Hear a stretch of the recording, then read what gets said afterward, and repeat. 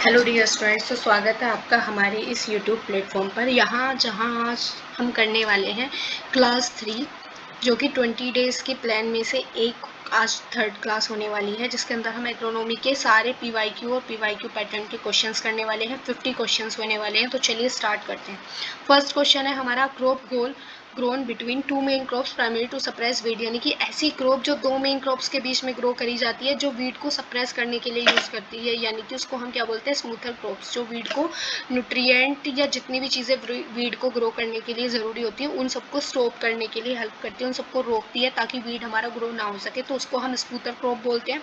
अब smoother crop का example हो जाता है कॉपी, ठीक है।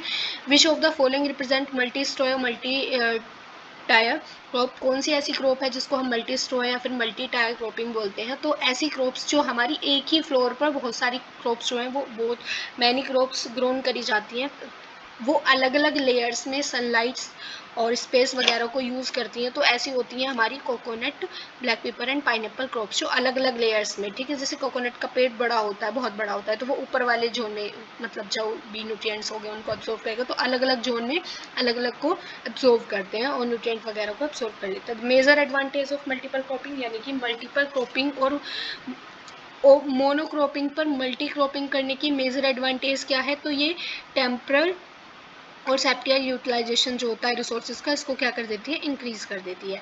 नेक्स्ट क्वेश्चन की हम बात कर लेते हैं, क्वेश्चन नंबर 4।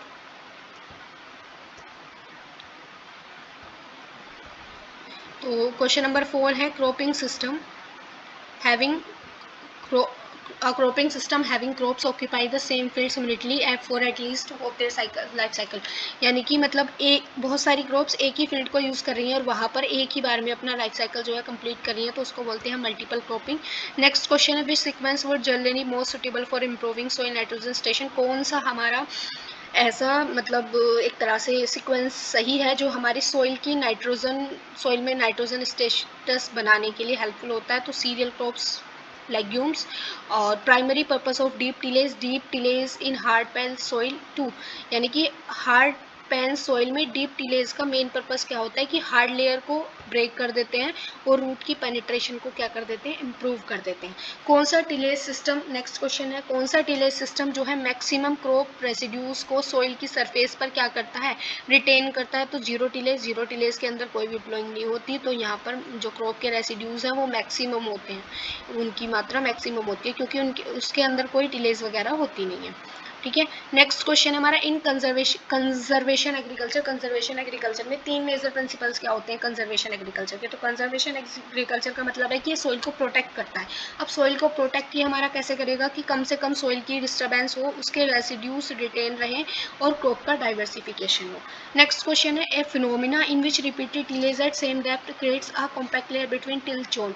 ये टिल जोन के नीचे कॉम्पैक्ट लेयर बनाता है और रिपीटेड टिलेज होती रहती है सेम डेप्थ पर, तो ऐसा कौन सा फिनोमिना है? तो प्लोइंग पैन, ठीक है। सेम डेप्थ पर इसकी टिलेज होती है और ये हमारा एक कॉम्पैक्ट लेयर बनाता है टिलेज जोन के नीचे।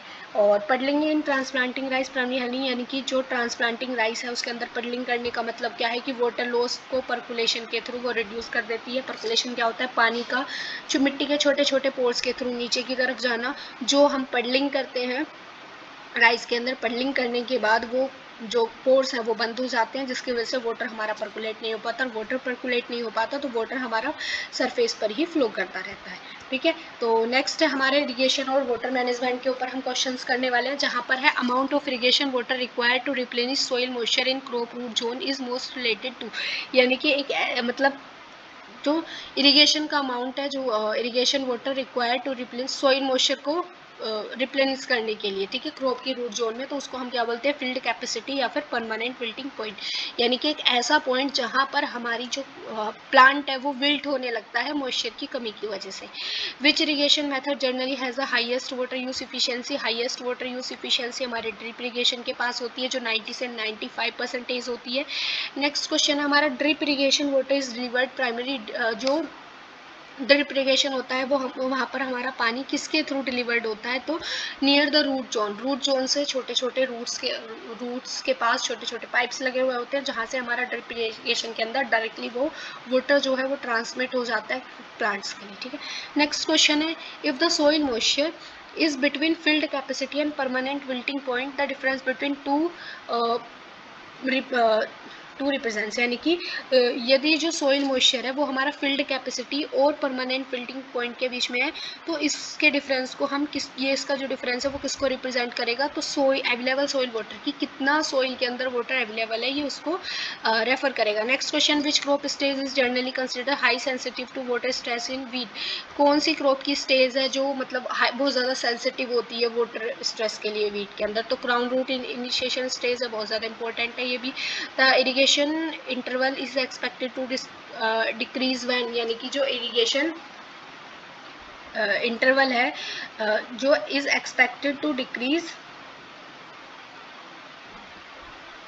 Is expected to decrease when, मतलब जो इरिगेशन इंटरवल है वो कब डिक्रीज होगा, कब डिक्रीज होने की उसकी एक्सपेक्टेशंस हैं, तो वो कब डिक्रीज होगा, क्रॉप वाटर रिक्वायरमेंट इंक्रीज, जब हमारी क्रॉप के वाटर का रिक्वायरमेंट इंक्रीज हो जाएगा तो इरिगेशन इंटरवल क्या हो जाएगा, डिक्रीज हो जाएगा। ठीक है, इरिगेशन इंटरवल का मतलब क्या है कि दो इरिगेशंस के बीच का जो गैप है उसको हम इरिगेशन इंटरवल बोलते हैं।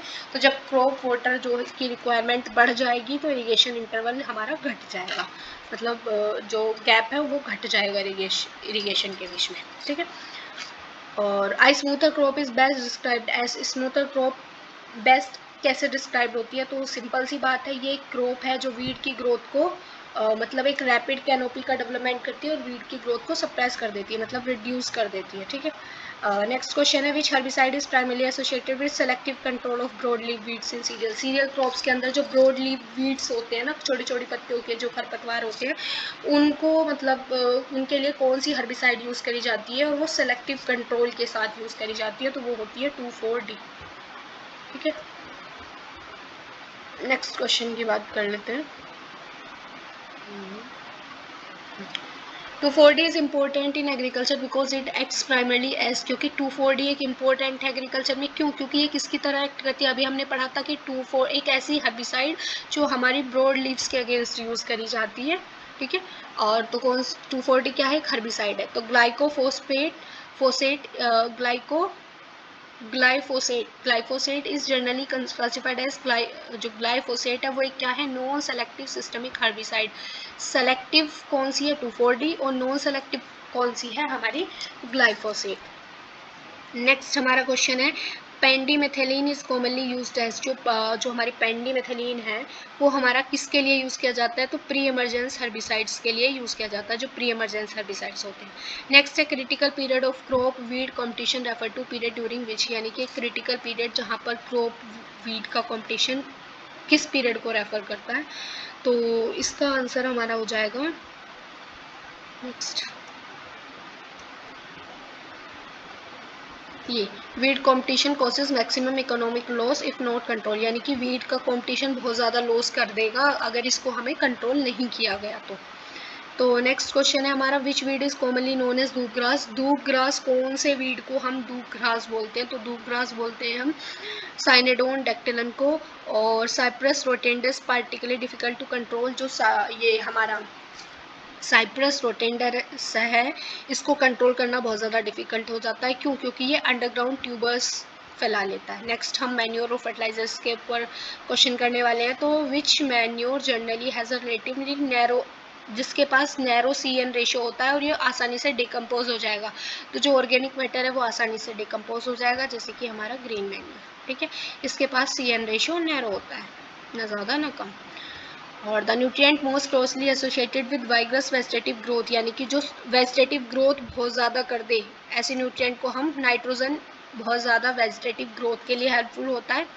फोस्फोरस हमारे किसके लिए इंपॉर्टेंट होता है, तो फोस्फोरस हमारे रूट के डेवलपमेंट के लिए और एनर्जी के ट्रांसफ़र करने के लिए इम्पोर्टेंट होता है। कौन सा फर्टिलाइज़र है जिसके पास 46% नाइट्रोजन होती है, ठीक है, तो ये तो बहुत ही आसान क्वेश्चन है कि यूरिया है जिसके पास हमारी 46% क्या होती है, नाइट्रोजन होती है। और सिंगल सुपर फोस्फेट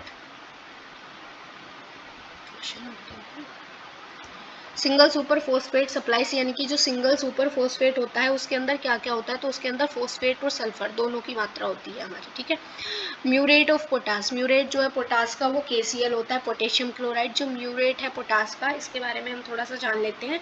MOP को बोलते हैं म्यूरेट ऑफ पोटास, ठीक है। MOP इसके अंदर KC मतलब इसके अंदर जो पोटेशियम ऑक्साइड होता है ये एक पोटेशियम फर्टिलाइज़र है, और जो इसके अंदर पोटेशियम ऑक्साइड होता है वो 60% होता है, और इसको हम लिख लेते हैं कि ये MOP के बारे में बात की गई है।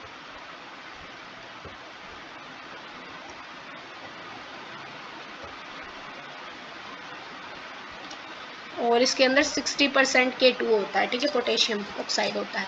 A fertiliser having high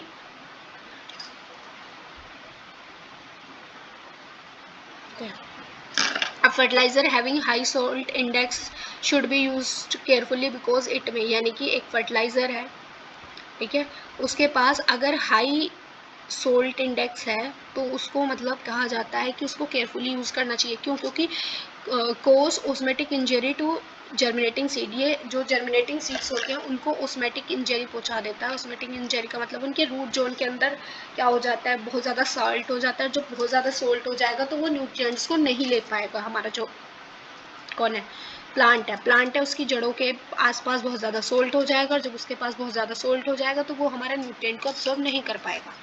next question है राइस, व्हीट और पल्सेस, यानी कि क्रॉप प्रोडक्शन के ऊपर अब हम बात करने वाले हैं, जितने भी क्रॉप प्रोडक्शन के ऊपर होने वाले हैं क्वेश्चंस।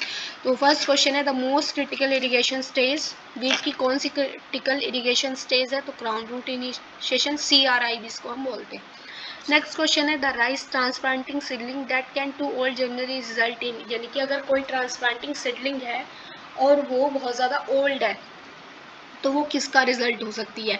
तो वो यील्ड को भी रिड्यूस कर सकती है और टिलरिंग को भी क्या कर सकती है, रिड्यूस कर सकती है। नेक्स्ट क्वेश्चन है अजोला एक इम्पोर्टेंट राइस कल्टीवेशन है, तो अजोला क्या करता है, एटमॉस्फेरिक नाइट्रोजन को क्या करता है, साइनोबैक्टीरिया के थ्रू फिक्स करता है। नेक्स्ट है ब्लू ग्रीन एल्गा, ये हमारा फ्लडेड राइस में हेल्प करता है फील्ड के अंदर।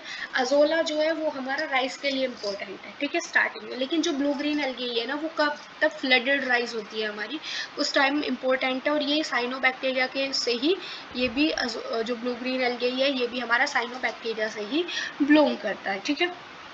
नेक्स्ट क्वेश्चन है पल्सेस के अंदर राइजोबियम प्राइमरी कंट्रीब्यूट्स, यानी कि जो हमारा ये राइजोबियम है ये प्राइमरीली जो है वो क्या किस चीज़ को कंट्रीब्यूट करता है? तो बायोलॉजिकल नाइट्रोजन फिक्सेशन करता है, ठीक है, पल्सेस के अंदर।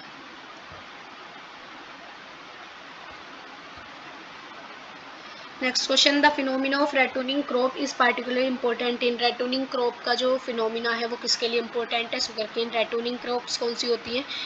जो एक बार हार्वेस्ट होने के बाद दोबारा से उसी रूट स्टॉक से वो क्या हो सकती है, ग्रो हो सकती है। नेक्स्ट क्वेश्चन है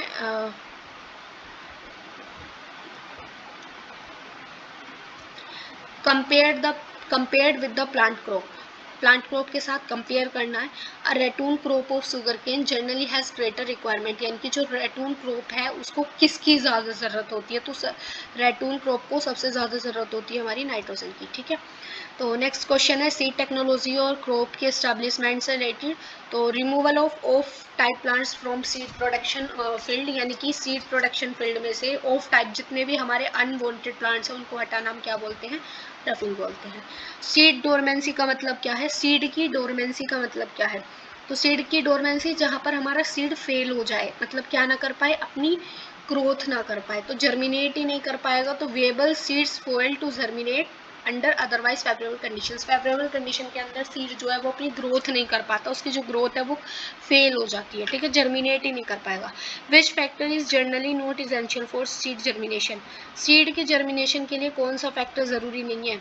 तो देखो हमारे पास वाटर भी ज़रूरी है, ऑक्सीजन भी, टेम्परेचर भी, और वेबल एम्ब्रॉय भी होनी चाहिए। तो हाई फर्टिलाइजर कंसंट्रेशन ज़रूरी नहीं है, क्योंकि हम ऑर्गेनिक मैन्योर्स का भी यूज़ करते हैं, और सीड के पास खुद के पास इतनी अवेबिलिटी भी होती है कि वो बिना फर्टिलाइज़र के भी ग्रो कर जाता है। नेक्स्ट है seed priming is mainly use to, यानी कि जो सीड प्राइमिंग है वो किसके लिए यूज़ होती है? तो सीड प्राइमिंग का मतलब क्या है कि सीड को सोइंग करने से पहले उसको पूरी तरह से प्रिपेयर करना, और उसको प्रिपेयर कैसे किया जाएगा कि वो रैपिड जर्मिनेशन करे, उसके अंदर जो मेटाबॉलिक एक्टिविटीज़ हैं वो अच्छे से हों। तो क्या किया जाएगा भाई, देखो ये किया जा सकता है improve and synchronize germination and emergence, यानी कि इम्प्रूव और सिंक्रोनाइज करा जाएगा जर्मिनेशन और उसकी इमरजेंस को। नेक्स्ट जो हमारे क्वेश्चंस होने वाले हैं वो होने वाले हैं meteorology and crop weather relationship पे, जहाँ पर हमारा फर्स्ट क्वेश्चन है evapotranspiration is combined loss of water. Evapotranspiration यानी कि एवोपरेशन भी हो रहा है और ट्रांसपायरेशन दोनों हो रहा है, तो वहाँ पर हमारा कंबाइंड होकर लॉस हो रहा है, तो किसके थ्रू? एवोपोरेशन के थ्रू और ट्रांसपायरेशन के थ्रू। ट्रांसपायरेशन वाटर जो हमारा एक्स्ट्रा वाटर जो हमारा प्लांट रिमूव करता है, और एवोपोरेशन जो हमारे मतलब हीट की वजह से, सन की रेस की वजह से, ज़्यादा टेम्परेचर होने की वजह से जो हमारा वाटर है वो एक वेपर की फॉर्म में स्प्रेड हो जाता है, ठीक है। नेक्स्ट हमारा क्वेश्चन है the temperature at which air become saturated and condensation begins to, यानी कि एक टेम्परेचर जहाँ पर एयर जो है वो सैचुरेटेड हो जाती है और कंडेंस होना स्टार्ट हो जाती है, तो वो ड्यू पॉइंट टेम्परेचर बोलते हैं उसको। ड्यू पॉइंट टेम्परेचर एक ऐसा टेम्परेचर जहाँ पर हवा जो है वो ठंडी हो जाती है, ठीक है, जहाँ पर हमारे वेपर जो है वो क्या हो जाती है? ठंडी हो जाती है, उसको हम क्या बोलते हैं? ड्यू पॉइंट टेम्परेचर, जहाँ पर ड्यू बनने लग जाते हैं। Next question, a crop based temperature is a temperature. Crop का बेस टेम्परेचर एक टेम्परेचर है। कौन सा टेम्परेचर है क्रोप का बेस टेम्परेचर? तो जहाँ blow which measurable growth is generally reduce और स्टॉप, जहाँ पर जो हमारी मेजरेबल ग्रोथ है वो उस मेजरेबल ग्रोथ से नीचे वाला, जहाँ पर उसको measurable growth is generally reduce और स्टॉप, जहाँ पर उसे रिड्यूस कर सकते हैं और स्टॉप कर सकते हैं। नेक्स्ट क्वेश्चन है ग्रोइंग डिग्री डेज। जो ग्रोइंग डिग्री डेज GDD है वो किसके लिए यूज़ किया जाता है? तो जो ये है ये हमारा यूज़ किया जाता है crop development based on accumulated temperature, यानी कि उसके एक्यूमुलेटेड टेम्परेचर पर क्रॉप का डेवलपमेंट करना। तो ये जो क्रॉप बेस्ड टेम्परेचर था, इस तरह से हम इसे मान सकते हैं एक मिनिमम टेम्परेचर जिसपे जो मतलब हमारी जो ग्रोथ है उसको मेंटेन किया जा सके, एक ऐसा टेम्परेचर जो ग्रोथ के लिए मिनिमम हो, ठीक है, तो उसको हम क्रॉप बेस्ड टेम्परेचर बोलते हैं। और GDD ग्रोइंग डिग्री डेज जो हमारे क्रॉप के डेवलपमेंट के लिए यूज़ होता है, ये हमारा, इसमें हम हीट को एक्यूमुलेट करते हैं ग्रोथ के लिए। क्या करते हैं? हीट को एक्यूमुलेट कर देते हैं ग्रोथ के लिए। नेक्स्ट क्वेश्चन है sudden drop in temperature below 0 degree Celsius injury to crops. अगर अचानक से हमारा टेम्परेचर 0 डिग्री सेल्सियस से नीचे चला जाए तो हमारी मतलब क्रॉप्स को इंजरी हो जाएगी, वो किसकी? उसको हम क्या बोलते हैं? फ्रोस्ट। नेक्स्ट क्वेश्चन है F4 लेवल के लिए बहुत ज़्यादा हार्ड क्वेश्चन होने वाले हैं, मतलब एक तरह से हम कह सकते हैं ये हमारे थोड़े थ्योरी बेस्ड क्वेश्चंस होते हैं, जिसके अंदर हमें कॉन्सेप्चुअल क्वेश्चंस है, जिसके अंदर हमें हमारे माइंड पावर का यूज़ करना पड़ता है। मतलब इसके लिए हमें कोई एक पार्टिकुलर इन्फॉर्मेशन नहीं चाहिए, हमारे पास इन्फॉर्मेशन सभी के बारे में डिटेल में होनी चाहिए। जैसे zero tillage can reduce fuel consumption, fuel के कंजप्शन को घटा देगा। क्यों? क्योंकि जीरो टिलेज के अंदर हम कोई भी प्लोइंग नहीं करते। जब कोई प्लोइंग नहीं करते तो हमारा जो डीजल फ्यूल है वो यूज़ नहीं होगा। क्यों? क्योंकि हमारे जो इंस्ट्रूमेंट्स हैं, ट्रैक्टर वगैरह, वो यूज़ ही नहीं होंगे। नेक्स्ट क्वेश्चन है residue retention can improve soil organic matter over time, यानी कि जो रेसिड्यू का हम रिटेंशन कर लेते हैं वो सोइल की ऑर्गेनिक मैटर को इम्प्रूव कर देता है जैसे जैसे टाइम बढ़ता चला जाता है। सही बात है। अगर हम क्रॉप का रेसिड्यू है, कोई भी क्रॉप है, उसका जो रेसिड्यू है उसको हम वहीं पर खेत के अंदर, जो हमारा फील्ड है उसके अंदर वहीं पर रिटेन कर देंगे, तो वो हमारे ऑर्गेनिक मैटर को टाइम टू टाइम बढ़ाता चला जाएगा, ठीक है। और नेक्स्ट क्वेश्चन है zero tillage always eliminate wheat completely. ये हमेशा एलिमिनेट कर देता है वीट को कम्प्लीटली? नहीं, एलिमिनेट नहीं करता। क्यों? क्योंकि इसके अंदर हम वीट के लिए कुछ कर ही नहीं रहे, उसकी जो रूट्स हैं उसमें कुछ काम ही नहीं हो रहा क्योंकि प्लोइंग नहीं हो रही। तो इसके लिए हमारा क्वेश्चन जो आंसर है वो ठीक हो जाएगा 1 और 2। नेक्स्ट क्वेश्चन है farmer wants to reduce both soil erosion and evaporative water loss in a rainfed field. एक फार्मर है, वो जो है वो सोइल के इरोशन को भी और एवोपोरेटिव वाटर लॉस दोनों को रेनफील्ड जो रेनफीड फील्ड है उसमें से रिड्यूस करना चाहता है। तो कौन सा कॉम्बिनेशन उसके लिए बहुत ज़्यादा अच्छा होगा? उसको क्या करना चाहिए? तो उसको एक तो कंजर्वेशन टिलेज करनी चाहिए, एक रेसिड्यू की रिटेंशन करनी चाहिए, क्योंकि अगर वो रेसिड्यू की रिटेंशन करेगा तो एवोपोरेटिव वाटर का लॉस नहीं होगा। और अगर वो कंजर्वेशन एग्रीकल्चर करेगा जिसके अंदर हम क्या था, सॉइल को प्रोटेक्ट करते हैं, तो उससे हमारा सॉइल का इरोशन नहीं होगा। ठीक है, नेक्स्ट क्वेश्चन है, ये 2026 में आया हुआ क्वेश्चन है, और मतलब जो इसके लिए एक्सपेक्टेड है, जो बहुत ज़्यादा मतलब एक तरह से कहा गया है कि 2026 में ऐसा क्वेश्चन आ सकता है। तो which sequence correctly match the practice with its principal agronomic objectives, कौन सा सीक्वेंस जो है वो करेक्टली मैच कर रहा है उसकी एग्रोनॉमिक प्रैक्टिस के साथ। तो फर्स्ट क्वेश्चन है puddling, reduce percolation losses time, सही है, परकोलेशन लॉस राइस के अंदर रिड्यूस कर देता है। Zero tillage, minimizing soil disturbance, सही बात है, बिल्कुल सॉइल के डिस्टर्बेंस को कम से कम कर देता है। रफिंग, मेंटेन वैराइटल प्योरिटी, यानी कि जो रफिंग होता है हमारा, वो हमारी जो मेंटेन करता है किसको, वेराइटल प्योरिटी को, मतलब एक तरह से क्या करेगा, जो हमारी वैरायटी है वो प्योर रहेंगी रफिंग के थ्रू, सही बात है। नेक्स्ट क्वेश्चन है स्मूथर क्रॉप्स, ये हमारी वीट के लिए सप्रेसिंग होती है, ये भी बिल्कुल ठीक है। तो जो 50 का आंसर हो जाएगा वो क्या हो जाएगा, डी, यानी कि 1 2 3 4, यानी कि 4 के 4 ऑप्शन हमारे राइट है। ठीक है, तो thank you for watching this video. और अगर आपको ये हेल्पफुल लगे या फिर आपको ये किसी भी तरह से हेल्प करती है या समझ में आई, अच्छी लगी, और आपको और भी ऐसी इन्फॉर्मेटिव वीडियोस चाहते हैं तो कमेंट कीजिएगा, और हमारे इस चैनल के साथ जुड़े रहिएगा, और लाइक शेयर एंड सब्सक्राइब कीजिएगा। तो मिलते हैं नेक्स्ट वीडियो में, बाय बाय।